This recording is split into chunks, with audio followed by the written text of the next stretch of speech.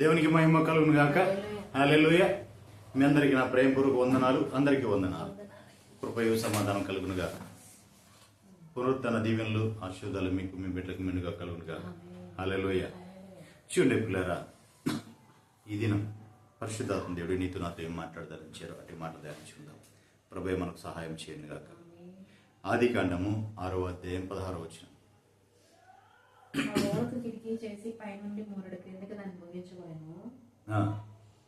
ఓడ తలుపు దాని ప్రక్కన ఉంచవలెను. చూడండి, ఓడ కిటికీ చేసి మూరడు కిందికి దాన్ని ఉంచవలెను. దాని ప్రక్కన ఓడ తలుపు దాని ప్రక్కన ఉంచవలెను. క్రింది అంతస్తు, రెండో అంతస్తు, మూడో అంతస్తు కలదానిగా చేయవలెను. దేవునికి మహిమ కలుగు.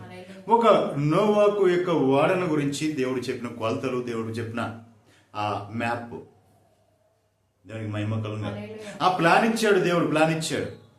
ఇదిగో ఈ మెజర్మెంట్స్ ప్రకారం, ఈ ప్లాన్ ప్రకారం నువ్వు ఈ ఓడను సిద్ధపరచమన్నాడు. దేవునికి మహిమ కలుగు. ఎందుకు సిద్ధపరచమన్నాడు అంటే, అక్కడ చూస్తే భూమి మీద సర్వ శరీరులు చెడిపోయారు, పాపముతో చెడిపోయారు. అందరూ కూడా భయంకరమైన విచ్చలవిడి పాపంతో చెడిపోయారు అక్కడ అంతా కూడా. ఇక వాళ్ళ మీదకి ఉగ్రతను కుమ్మరించడానికి ఆయన సిద్ధపడిపోయాడు. ఇదిగో సర్వ సృష్టిని నేను నాశనం చేసేయాలి అనుకున్నాడు. అంతగా చెడిపోయారు, అంతగా పాడైపోయారు. అయితే చూసినప్పుడు, భూమి మీదకి చూసినప్పుడు ఒకే ఒక్క వ్యక్తి నీతిమంతుడుగా కనపడ్డాడు. ఒకే ఒక వ్యక్తి నీతిమంతుడుగా కనపడ్డాడు. ఆ వ్యక్తే నోవాకుతో అంటున్నాడు, నోవాకా, ఇదిగో భూమిని నాశనం చేయబోతున్నాను, నేను నాశనం చేయబోతున్నాను, సర్వ శరీరంలో నాశనం చేయబోతున్నాను. కాబట్టి నీవు ఒక ఓడను కట్టుకో అని చెప్పి ఆ ఓడ యొక్క కొలతలు, ఆ ఓడ యొక్క డిజైన్ అంతా కూడా దేవుడు ఇచ్చాడు. అదే ప్రకారం నోవాకు కాదయ్యా, నాకు తెలియదయ్యా అనలేదు. నోవాకు వారిని కడుతుంటే అందరూ కూడా ఆయన అపఘాతించారు, ఏలన చేశారు. ఏలన చేసి ఇది పిచ్చివాడు, మంచివాడు, ఇదే అని చెప్పి నానా రకాలుగా మాట్లాడుతూ వచ్చారు. అయినా సరే 120 సంవత్సరాలు ఆ ఓడను సిద్ధపరిచాడు. 120 సంవత్సరాలు వచ్చిన వారికి, కనపడిన వారికి అందరూ కూడా చెప్పుకుంటూ వచ్చాడు, అయ్యా ఇదిగో భూమి నాశనం అయిపోతుందంట, అందరూ చచ్చిపోతారంట, దేవుడు నాకు చెప్పాడు. కాబట్టి ఇదిగో నేను వాడని సిద్ధపరుస్తున్నాను, మీరు రండి, రక్షణ పొందండి, ఆ వాడలోనికి రండి, రక్షణ పొందండి, మీరు కూడా మారు మనసు పొందండి, మీ పాపంలో ఒప్పుకోండి, మీ తప్పిదమ్ములను అయ్యా ఒప్పుకోండి, సరి చేసుకోండి, మీ త్రోవలు సరి చేసుకోండి, మిమ్మల్ని సరి చేసుకోండి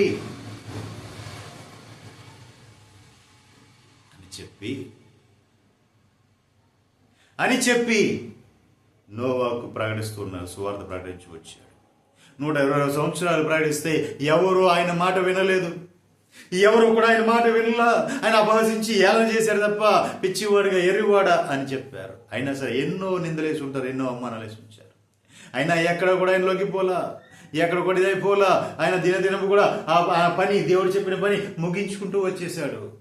120 సంవత్సరాలు పట్టింది ఆ దేవుడు చెప్పిన పని ముగించడానికి. ఆ ఓడ కట్టడానికి 120 సంవత్సరాలు పట్టింది. 120 సంవత్సరాల్లో ఎవరైనా ఒకరు మారుతారు అనుకుంటే ఒక్కడు కూడా మారలేదు. ఒకరు కూడా దేవుని మాట అంగీకరించలేదు, ఒకరు కూడా దేవుని వైపు రాలేదు, ఒకరు కూడా దేవుని గుర్తు చేసుకోవాలి. ఏం చేశాడు దేవుడు? నోవాకా, ఇదిగో నీవు నీ కుటుంబాన్ని తీసుకొని ఆ ఓడలోనికి వెళ్ళు, నీవు నీ కుటుంబం తీసుకొని ఆ ఓడలోకి వెళ్ళు, నేను ఏవైతే ఏర్పరిచాను, ఎన్నిక చేశానో అవన్నీ కూడా దాంట్లోకి వస్తాయి, అవన్నీ కూడా దాంట్లోకి వస్తాయి, ఆ ఓడలోకి వస్తాయి, వెళ్ళు అన్నాడు. నోవాకు ఆ ఓడలోకి వెళ్ళంగానే, నోవాకా ఇదిగో ఇక నేను ఈ రాత్రి వర్షం కురిపించిపోతున్నాను, నువ్వు లోపలికి వెళ్ళిపో.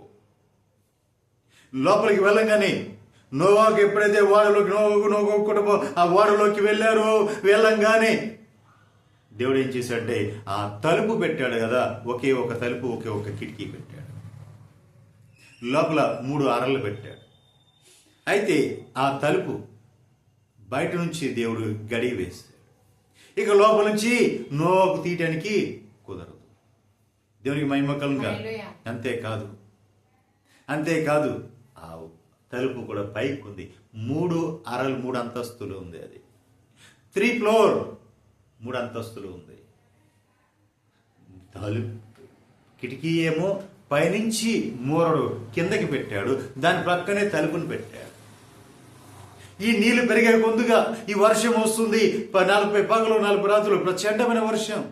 ఈ వర్షం కురుస్తూ ఉంది, నీళ్లు పైకి వచ్చేస్తున్నాయి. అప్పుడు కళ్ళు తెరిచారు కొంతమంది చచ్చిపోయిన పాదలకి. కొంతమంది మాత్రం అయ్యో వాడి దగ్గర వచ్చి నోవాకా ఆ సౌండ్లో వినపడి కూడా వినపడ. దేవుని మహిమ కలుగుగా. నిజమే, ఆ నోవాకు చెప్పాడు, మనం వినలేదు. 120 సంవత్సరాలు ఆ ఓడని కట్టుకుంటూ వచ్చాడు. ఇన్ని సంవత్సరాలు ఆ ఓడని కట్టాడు, అన్ని సంవత్సరాలు మనతో చెప్పుకుంటూనే వచ్చాడు. మనం వినలేదు, మన పాపం మార్చుకోలేదు, మన తప్పిదం మార్చుకోలేదు, మన దోషాలు కడుక్కోలేదు, మన పాపాలు విడిచిపెట్టలేదు. ఈ రోజున ఈ నీళ్ళ మునిగి మనము చచ్చిపోతాం అని చెప్పి అందరూ చచ్చిపోయారు. మరి ఎవరు బ్రతికిందంటే నోవాకు కుటుంబం బ్రతికింది. ఎందుకంటే తన కుటుంబాన్ని రక్షించుకోవడానికి, తన కుటుంబాన్ని, తన బిడ్డల్ని, తన భార్యను రక్షించుకోవడానికి ఆయన ఒక ఓడను కట్టుకున్నాడు. ఆ వాడే రక్షణ వాడ. నోవాకు కట్టిన వాడ రక్షణ వాడ. తన కుటుంబాన్ని రక్షించుకోవడానికి తన ఆ ఓడని కట్టుకున్నాడు. చూడండి పిల్లరా, ఆ ఓడని కట్టుకొని ఆ ఓడలోనికి తన కుటుంబం, తన బిడ్డలు దాంట్లో చేరుకున్నారు.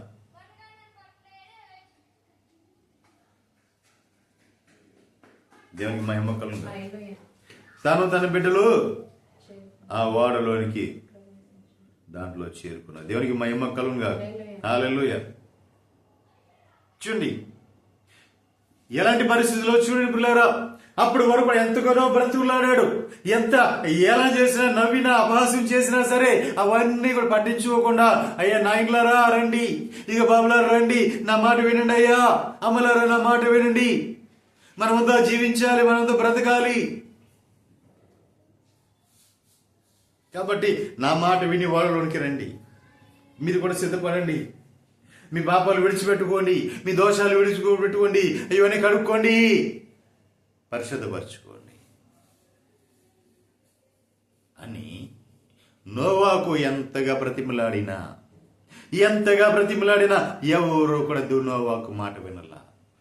దేవునికి మహిమ కలుగుగా. ఆ నోవాకు ఆ విధంగా ఓడను కట్టి ఓడలోకి ప్రవేశించేటప్పుడు దేవుడు ఒక మాట అన్నాడు, నోవాకా నీవు ఆ ఓడలోనికి వెళ్ళు, నీతో నీ కుటుంబంతో నేను నిబంధన చేయబోతున్నాను. నీతో నీ కుటుంబంతో నీ బిడ్డలతో నేను నిబంధన చేయబోతున్నా. నీతో నీ కుమారుతో నిబంధన చేస్తాను, నీ కుటుంబంతో నిబంధన చేస్తాను. నీవు ఆ ఓడలోనికి వెళ్ళు. దేవునికి మహిమ కలుగుగా. చూడు మన దేవుడు ఎంత గొప్ప దేవుడు. చూడండి, నీవు ఆయన తట్టు తిరిగి ఆయనతో నువ్వు మమేకమయ్యి ఆయన చెప్పినంతా చేసుకుంటూ నీ రక్షణ వలయములాగా ఆయనే నిన్ను హత్తుకొని ఉంటాడు. నాకు కట్టిన వాడ మన వాడ అనుకుంటాము, కానీ దేవునిలోనే ఆయన పేడు కట్టుకున్నాడు. దేవునికి మహిమ కలుగుగా. హల్లెలూయా. ఆ వాడని కట్టుకున్నాడు, ఆ రక్షణ వారిని, తన కుటుంబాన్ని అంతా కూడా ఆయన ఏం చేశాడు, దాంట్లోకి చేర్చుకున్నాడు. దేవునికి మహిమ కలుగుగా. చిన్న పిల్లరా, ఇక్కడ నేను ఒక మాట చెప్పాలని ఆశపడుతున్నా. దానియేలు గ్రంథం 6వ అధ్యాయం 10వ వచనం మనం చూసినట్లయితే,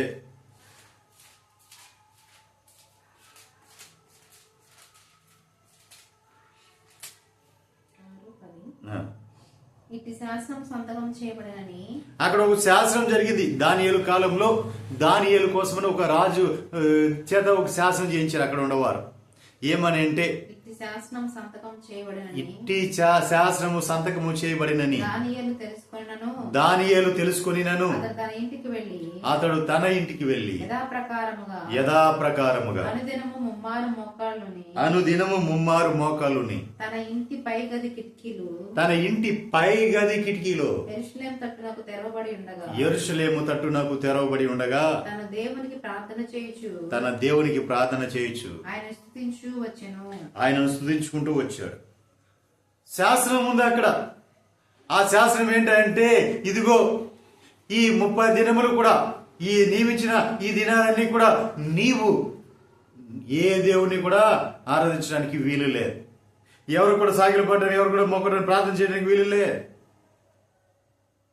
నియమించబడిన ఈ విగ్రహం దగ్గరకు వచ్చి నువ్వు చెప్పుకోవాలి, ఈ రాజు దగ్గర నువ్వు చెప్పుకోవాలి అని చెప్పి ఒక శాసనం ఉంది. ఒకవేళ మీరి ఎవరైనా ఆ పాపం చేస్తే సింహాల బోనులో వేస్తారు. అదే రాజు యొక్క సంతకము జరిగింది అక్కడ. దాని మీద రాజు యొక్క ఆమోద ముద్ర జరిగింది. ఆ సంతకం పెట్టాడు రాజు. ఆ జీవో పాస్ అయిపోయింది.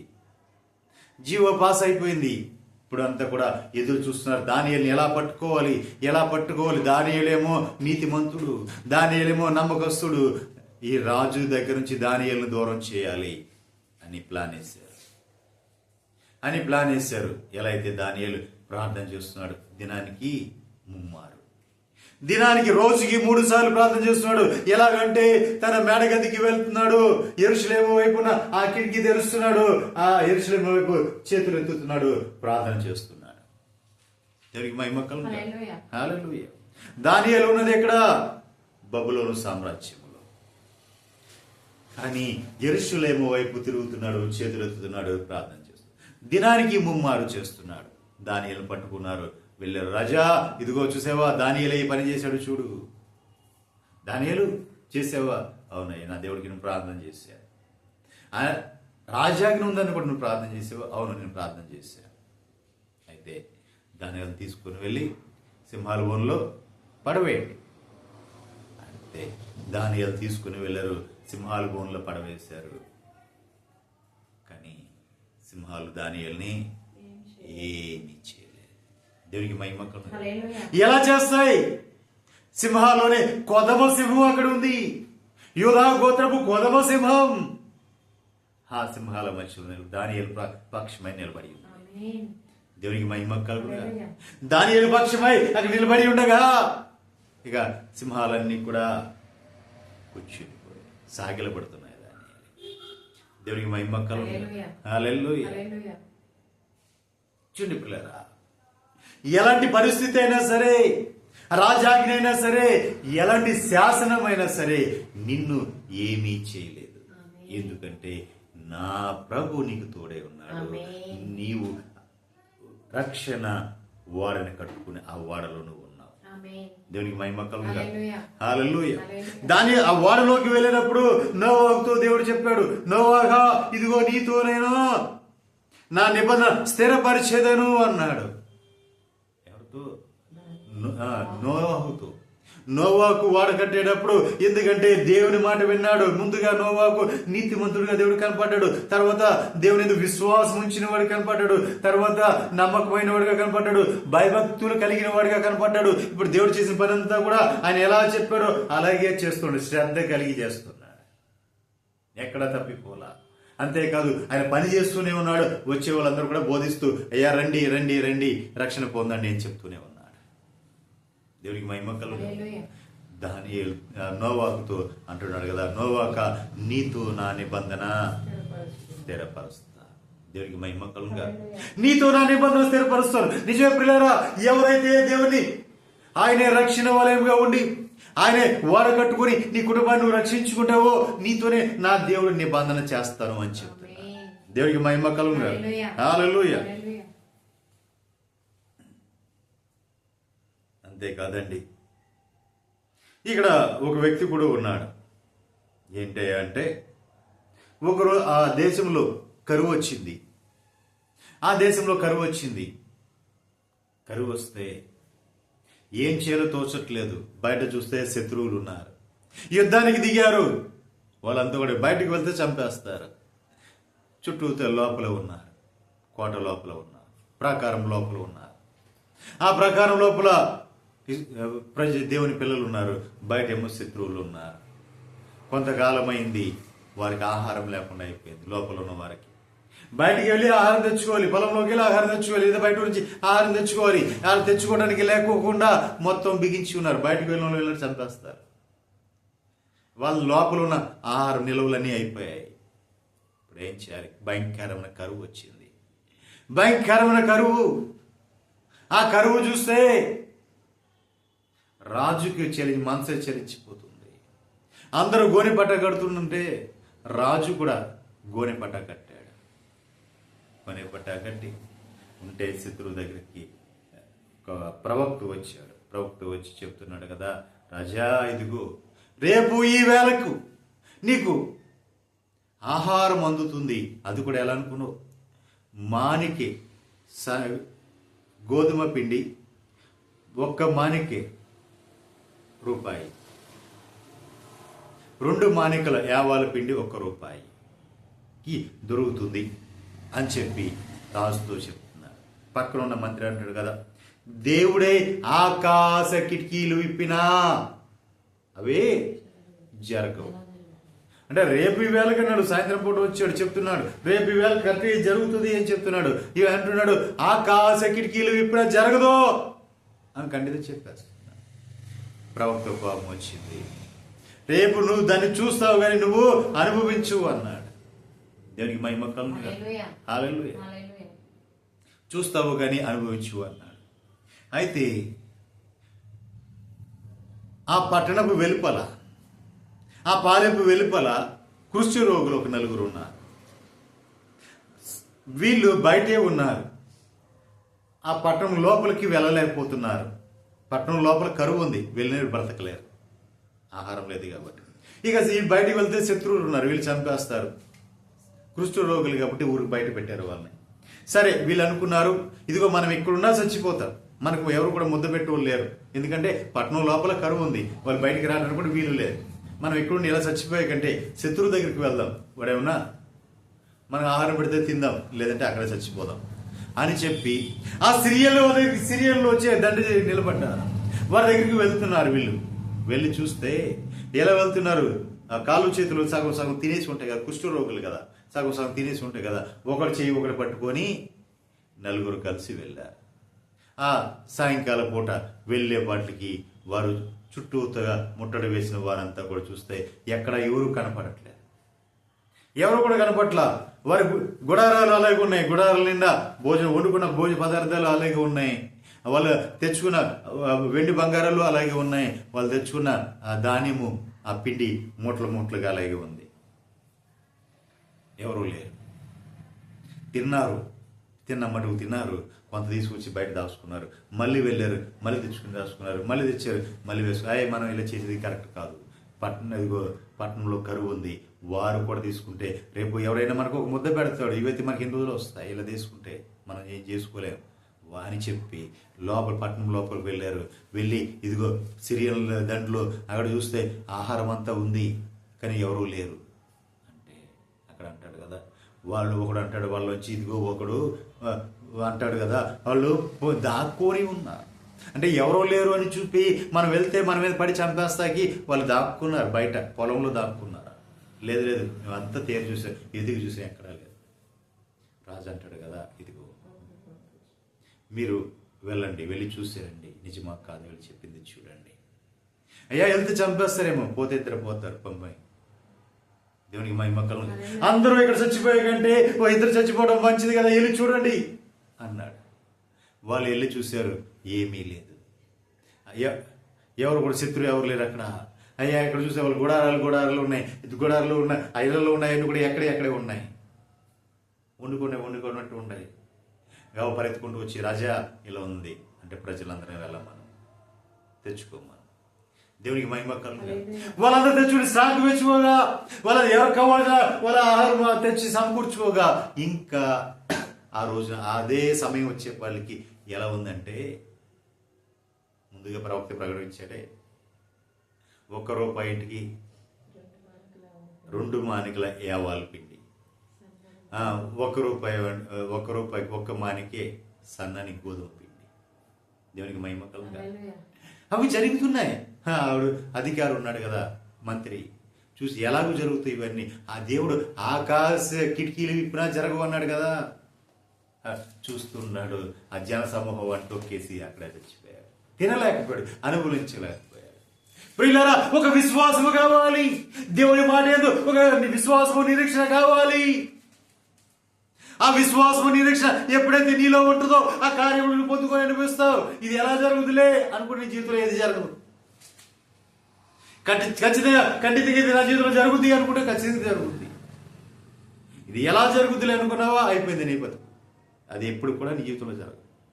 దేవునికి మహిమ కలుగు. ఆ విశ్వాసముతోనూ నీవు నిరీక్షణతో ఎదురు చూడాలి. ఆ కార్యం జరిగే వరకు కూడా ఎదురు చూడాలి. అలాగే ఆ ఓడను కట్టుకునేవారు తమ ప్రాణములను రక్షించుకున్నారు, తన కుటుంబాన్ని రక్షించుకున్నారు నోవాకు. దేవునికి మహిమ కలుగుగా. తన కుటుంబాన్ని నోవాకు రక్షించుకున్నాడు.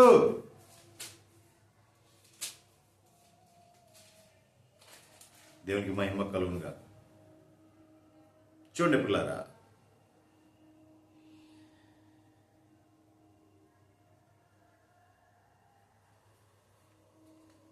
ప్రభువైన యేసుక్రీస్తు వారు ఒక మాట అన్నారు. మీరు ప్రార్థన చేయనప్పుడు, మత్తయి 6:6,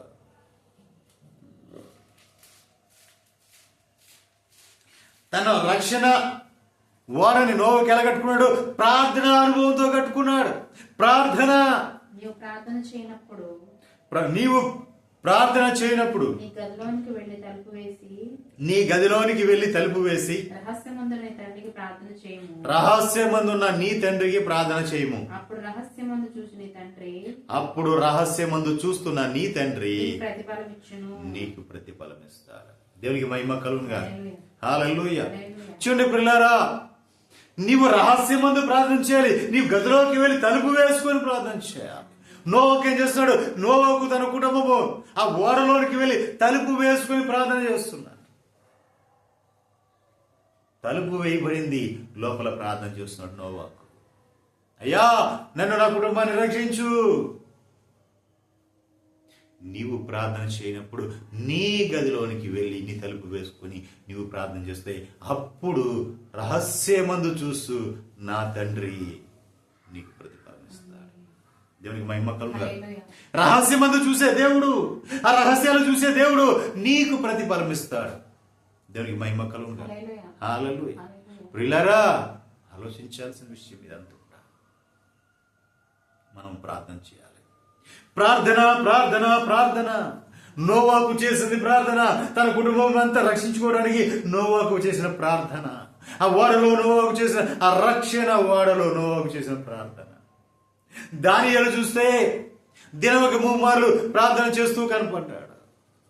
తన జాతి కోసం, బానిసలుగా కొనబడిన ఆ యూదుల కోసం ప్రార్థన చేస్తూ కనిపెడుతూ ఉండేవాడు. ఇక్కడ చూస్తే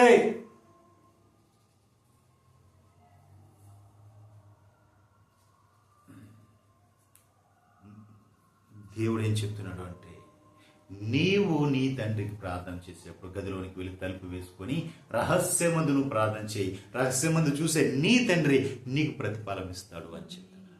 దేవునికి మహిమ కలుగుగా. ప్రతిఫలం. అసాధ్యం అనుకున్నది సాధ్యపరచబడింది దానియేలు జీవితంలో. సింహాలు బోనులు వేస్తే సింహం ఏం చేస్తుందండి? చీల్చి పడేస్తుంది. తల ఒక ముక్క తీసుకుంటుంది. అక్కడ ఉన్న సింహాలన్నీ కూడా తలోటి పట్టుకుని తినేయాలి. కానీ అవి ఏమి చేయలే.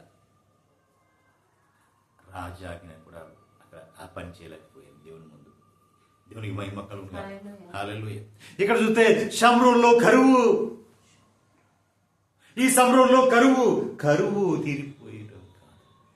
ఒక్క రోజులో, రేపు ఈ వేళకు అన్నాడు, ఒక్క రోజులో భయంకరమైన కరువు తీరిపోయాడు. ఎంతటి కరువు అంటే బిడ్డల్ని కోసుకొని తినేంత కరువు. తమ సొంత బిడ్డలనే వధించుకొని తింటున్నంత కరువు. వారు బ్రతకడం కోసం ఇక ఏ గత్యంతరం లేక ఆ బిడ్డలనే వధించి తింటున్నంత కరువు వచ్చింది. ఆ కరువు నుంచి ఒక్క రోజులో విడిపించేశాడు నా దేవుడు. సమృద్ధి గల ఆహారం. ఎంత అంటే ఎంత చీప్ అంటే అరపావు రెట్ట, పావురపు రెట్ట, అరపావు పావురపు రెట్ట. ఎంత? పావల. పావల. దేవునికి మహిమ కలుగుగా. గాడిద ఒక ఎముక, అది కూడా అది ఏమైంది? అసలు దాన్ని తినరు, అది ఏమైంది? కానీ దాన్ని కూడా వాల్యూ అయిపోయింది, అది కూడా వాల్యూ అయిపోయింది. అలా చూడండి, పావురపు రెట్ట. పావురం ఏం తింటుంది? పావురం ఏం తింటుంది? గింజలు తింటుంది. గింజలు తింటుంటుంది. కొన్ని అరకేమైపోతుంది, ఆ రెట్టలోంచి బయటకు వస్తూ ఉంటాయి. అప్పుడు షోమ్రోన్లో గొప్ప క్షేమము కలిగి ఉండగా గాడిద యొక్క తల 80 రూపాయలకు. చూడండి, ఆ కాలంలో గాడిద తల 80 రూపాయలంట. అరపావు పావురపు రెట్ట 5 రూపాయలు. చూడండి, అరపావు పావురపు రెట్ట 5 రూపాయలు. అప్పట్లో ఆ కాలంలో చూడండి, అరపావు పావురపు రెట్ట, దాంట్లో ఒక 4-5 గింజలు వస్తాయేమో ఆ పావురపు రెట్టలో. వాయి 5 రూపాయలు అమ్మబడతాం. ఎంత భయంకర పరిస్థితిలో చూడండి. కానీ నా ప్రభు రెప్పపాటు ఒక్క దినములో సమస్తము తారుమారు చేశాడు. ఎంతమ్మా మానికి ఎంత పడింది? చూడే, అరపావు పావురపు రెట్టేమో 5 రూపాయలు పడింది. కానీ ఒక్క దినంలో మొత్తం తారుమారు అయిపోయింది. ఇప్పుడు రూపాయి ఒక్కింటికి ఒక్క మానిక సన్నని పిండి, రూపాయి ఒక్కింటికి 2 మానికల యావాలను అమ్మబడినాయి. దేవునికి మహిమ కలుగుగా. చూసారా పిల్లారా, ఎంత డెడ్ సీప్ లోకి వచ్చేసిందో చూడండి. దేవునికి మహిమ కలుగుగా. నా దేవుడు చేయగల సమర్థుడు. నీవు విశ్వసించాలి అంతే, నమ్మకం ఉంచాలంటే ఆయన మాటను పట్టుకొని గనక నీ కుటుంబం నువ్వు కలిసి ప్రార్థన చేయి, కార్యం జరుగుతుంది. దేవునికి మహిమ కలుగుగా. నోవాహు జీవితంలో అదే జరిగింది. నోవాహు కుటుంబం ప్రార్థన చేసింది, ఎడతెగక ప్రార్థన. దేవునికి మహిమ కలుగుగా. హల్లెలూయా. నోవాహు రక్షణ వాడు కట్టుకోగలిగాడు. దేవునికి మహిమ కలుగుగా. హల్లెలూయా. దానియేలు తన జాతికి విమోచన కలుగజేశాడు ప్రార్థనలో. ఎలాగా? దానియేలే కనుగొన్నాడండి, ఇదిగో 70 సంవత్సరాలు ముగిపోతున్నాయి ప్రభువా, నీవు మాకు విధించిన శిక్ష, ఈ 70 సంవత్సరాలు బబులోనికి మమ్మల్ని సెరగా తీసుకుని వెళ్ళావు, ఇదిగో ఈ 70వ సంవత్సరం ముగిపోతుంది అయ్యా, మీరు వాగ్దానం చేశారు, మరిపడి మిమ్మల్ని నేను 70 సంవత్సరాలు సెరగ పంపిస్తున్నాను, తర్వాత నేను జ్ఞాపకం చేసుకుని మరిపడి మీ దేశానికి మిమ్మల్ని తీసుకుని వచ్చి ఈ దేశాన్ని మీకు ఇస్తాను అని చెప్పి, అయ్యా నువ్వు ముందుగానే చెప్పావు కదయ్యా, ఆ వాగ్దానం ఉంది కదయ్యా, అయ్యా ఒకసారి జ్ఞాపకం చేసుకో తండ్రి అని జ్ఞాపకం చేసేవాడు. దేవునికి మహిమ కలుగుగా. దాని ప్రతిఫలం ఏంటో తెలుసా? ఇదిగో మీరు మీ దేశానికి వెళ్ళిపోండి, మీరు మందిరాన్ని మీరు కట్టించుకోండి, అక్కడ మీరు నగరాలు కట్టించుకోండి, మీరు అక్కడ ఇల్లు కట్టించుకోండి, మీ తోటలు నాటుకోండి, మీ దేశంలో మీరు ఉండండి. దేవునికి మహిమ కలుగుగా. హల్లెలూయా. కారణం ఏంటి? ప్రార్థన. దానియేలు యొక్క ప్రార్థన. దేవునికి మహిమ కలుగుగా. హల్లెలూయా.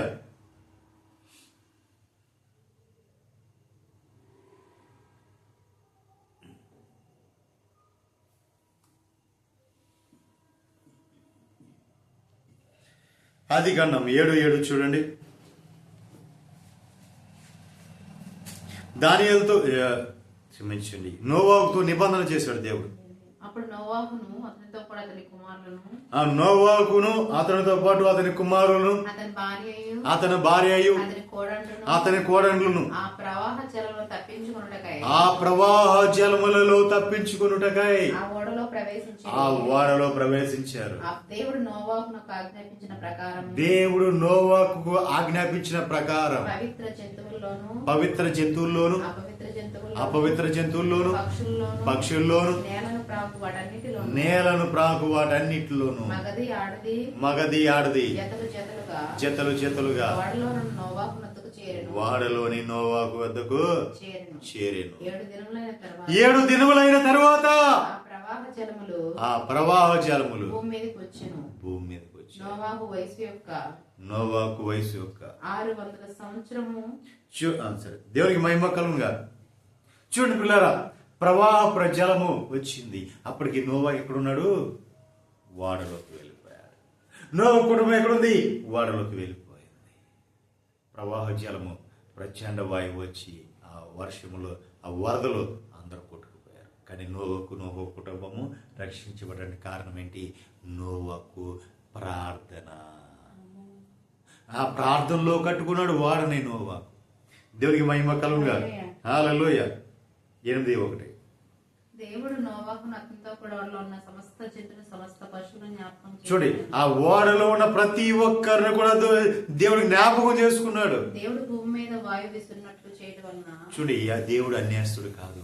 నిన్ను ఆయన మర్చిపోయే దేవుడు కాదు, విడిచిపెట్టే దేవుడు కాదు, మధ్యలో వదిలేసే దేవుడు కాదు. నిన్ను ఆయనే జ్ఞాపకం చేసుకుని, ఇదిగో ఈ వాడలు వీళ్ళందరూ ఉన్నారు, వీళ్ళని బయటకు తీసుకురావాలని చెప్పి ఆ జలముల మీదకి ప్రచండ గాలిని విసర్జించాడు. నీళ్లు తగ్గిపోయాయి. ఆ నీళ్ళని తగ్గిపోయాయి. అగాధ జలముల ఓటలను ఆకాశ తూములను మూయబడ్డాయి. ఆకాశం నుంచి కురుస్తున్న ప్రచండ వర్షం నిలిచిపోయింది. అప్పుడు నీళ్లు భూమి మీద నుండి క్రమముగా తీసివేయబడ్డాయి. 150 రోజులైన తర్వాత నీళ్లు తగ్గిపోగా 7వ నెల 17వ దినమున ఓడ అరారాతు కొండల మీద నిలిచి ఉండుట నిలిచెను. నీళ్లు 10 నెలల వరకు క్రమంగా 10వ నెల క్రమంగా తగ్గుకుంటూ వచ్చాను. 10వ నెల మొదటి దినమున కొండల శిఖరం. చూడండి, ఎంత హైట్ లేకపోతే 10వ రోజు చూస్తే 10 నెలలు కొండల శిఖరంలో కనపడాయంట. అప్పుడు కొంచెం కొంచెం కొంచెం కొంచెం కొంచెం తగ్గుకుంటా నీళ్లు వచ్చాయి. దేవునికి మహిమ కలుగునుగా. హల్లెలూయా. 9వ అధ్యాయం 9వ అధ్యాయం మొదటి వచ్చిన. మరియు దేవుడు నోవాహును అతని కుమారుని ఆశీర్వదించి. చూడండి, దేవుడు నోవాకును అతని కుటుంబాన్ని ఆశీర్వదించి, మీరు ఫలించి అభివృద్ధి పొందండి, భూమిని నింపండి, మీ భయము మీ బెదురును, అడవి జంతువులన్నిటికి, ఆకాశ పక్షులన్నిటికి, నేల మీద పాకే ప్రతి పురుగుకు, సముద్రపు చేపలన్నిటికి కలుగును. అవి మీ చేతికి అప్పగింపబడి ఉన్నాయి కాబట్టి ప్రాణము గల సమస్త చరములు మీకు ఆహారము, పచ్చని కూర మొక్కలు నిచ్చినట్లు వాటిని మీకు ఇచ్చి ఉన్నాను. అయినను మాంసమును దాని రక్తంతో మీరు తినకూడదు. రక్తమే దాని ప్రాణం కాబట్టి ఆ రక్తము మీరు తినకూడదు. మరియు మీకు ప్రాణమైన మీ రక్తమును గురించి విచారణ చేయుదును. ఎందుకంటే మీ ప్రాణమైన మీ రక్తం గురించి నేను విచారణ చేస్తా. దాని గురించి ప్రతి జంతువు నరులను విచారణ చేయుదును.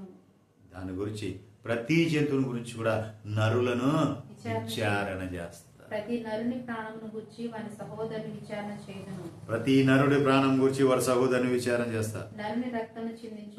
చాలండి, ఆగండి. దేవునికి మహిమ కలుగునుగా. హల్లెలూయా. 8వ వచనం.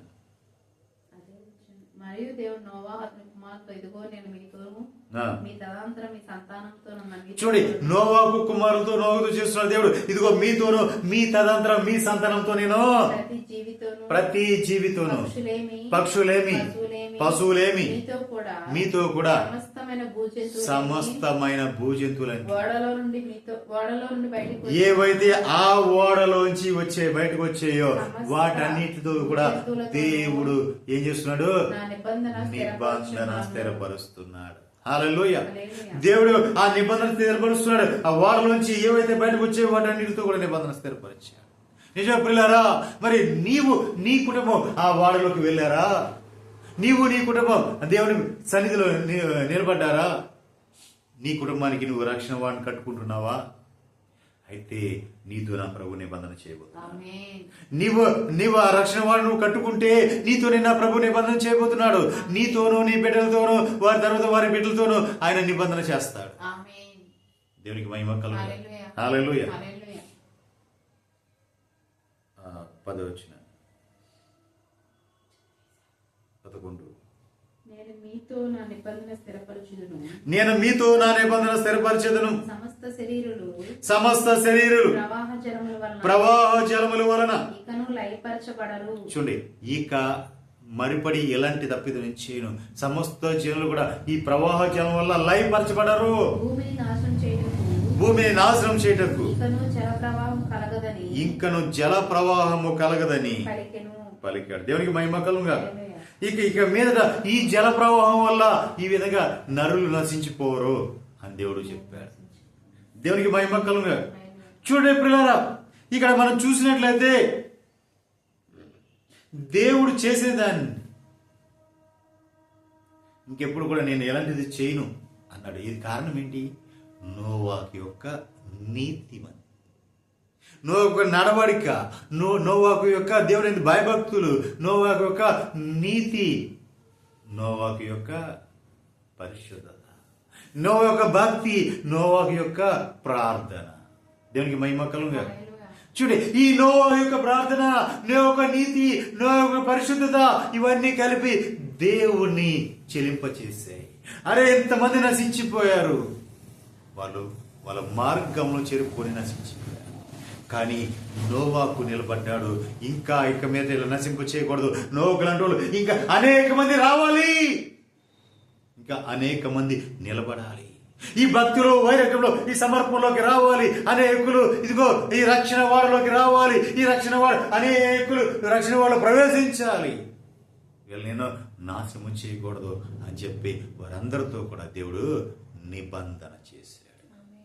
ఇక ఎన్నడూ నోవాకుతో చేశాడు. ఎందుకంటే నోవాకు దేవునికి ఇష్టడు, నీతిమంతుడు, దేవునితో పాటు నడిచాడు. కాబట్టి ఆ స్నేహము చొప్పున ఈ నరులందరూ కూడా నేను ఇలాగే ఉండాలనుకున్నా, ఇలాగే చూడాలనుకుంటున్నా, ఇక మీదటి వెళ్ళి నేను నాశనము చేయను అని చెప్పి నోవాకుతో ఒక నిబంధన చేశాడు దేవుడు. నోవాకు నోవాకు కుటుంబంతో, నోవాకా ఇంకెప్పుడు కూడా ఇలాంటి జల ప్రళయము నేను భూమి మీదకి రానివ్వను. ఇదిగో నా నిబంధన, నీకు నాకు మధ్య ఒక నిబంధన చేస్తున్నాను. ఆ నిబంధన ఏంటంటే ఈ వర్షము పడినప్పుడు అక్కడ ధనుసు కనపడుతుంది.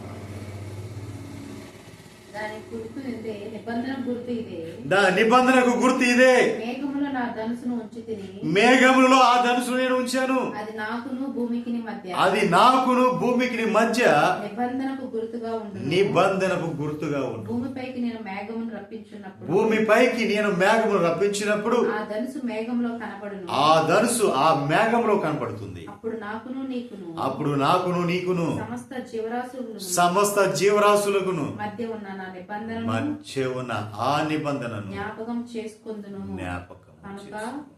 సమస్త శరీరాలను నాశనం చేయటకు అలాగే ప్రవాహం. ఇక మీదట సమస్త శరీరమును నాశనం చేయడానికి ఆ విధంగా ప్రవాహము నీళ్లు రావు. ఆ ధనుసు మేఘములో ఉంది కాబట్టి నేను దాన్ని చూసి దేవునికి భూమి మీద ఉన్న సమస్త శరీరులకును ప్రాణము గల ప్రతి దానికి మధ్యనున్న నిత్య నిబంధనను జ్ఞాపకము చేసుకుంటాను అని చెప్పారు. నీ కోసం, నీ కుటుంబం గురించి, నీవు దేవుని సన్నిధిలో నువ్వు నడిచిన విధానము, నువ్వు దేవుని సన్నిధిలో మెలిచిన విధానము, నువ్వు దేవుని సన్నిధిలో ఉన్న భయభక్తులు, దేవునితో చూపించిన శ్రద్ధ, భయము, ఆసక్తి,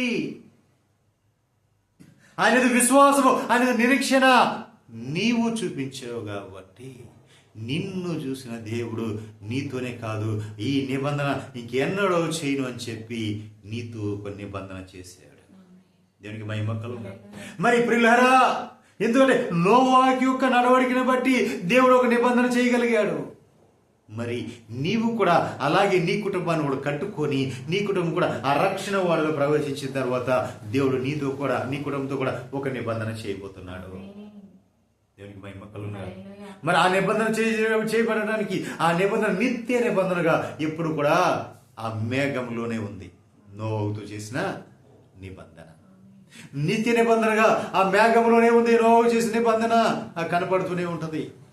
మరి నీతో దేవుడు ఏ నిబంధన చేయబోతున్నాడు? నీవు ఆ వారిలో ప్రవేశించడమే ఆలస్యం, నీతో కూడా దేవుడు నిబంధన చేయడానికి సిద్ధంగా ఉన్నాడు. మరి ఆ వాడలోకి నువ్వు ప్రవేశిస్తావా?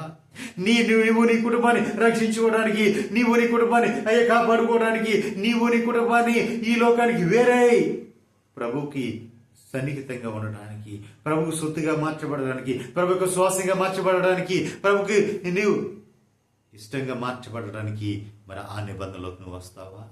ఆ నిబంధన నీతో కావాలంటే నువ్వేం చేయాలి? వాడలోకి రావాలి. ఆ వాడలోకి రావాలంటే నీకు ఏ అనుభవం కావాలి?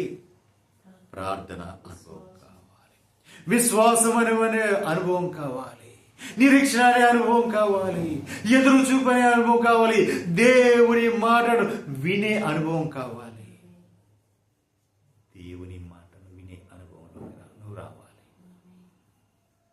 మరి ఆ అనుభవంలోకి వస్తావా?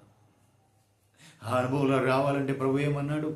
ఇదిగో నీవు ప్రార్థన చేయనప్పుడు వేషధారుల వల్లే ప్రార్థన చేయక నీ గదిలోనికి వెళ్ళి నీవు తలుపు వేసుకొని రహస్యమందున నీ తండ్రికి నీవు ప్రార్థన చేయాలి. ప్రార్థన చేద్దామా? మోకరిద్దాం. స్తోత్రం, స్తోత్రం, స్తోత్రం, స్తోత్రం. తండ్రి మీకే వేలాది స్తుతులు, స్తోత్రం, స్తోత్రం.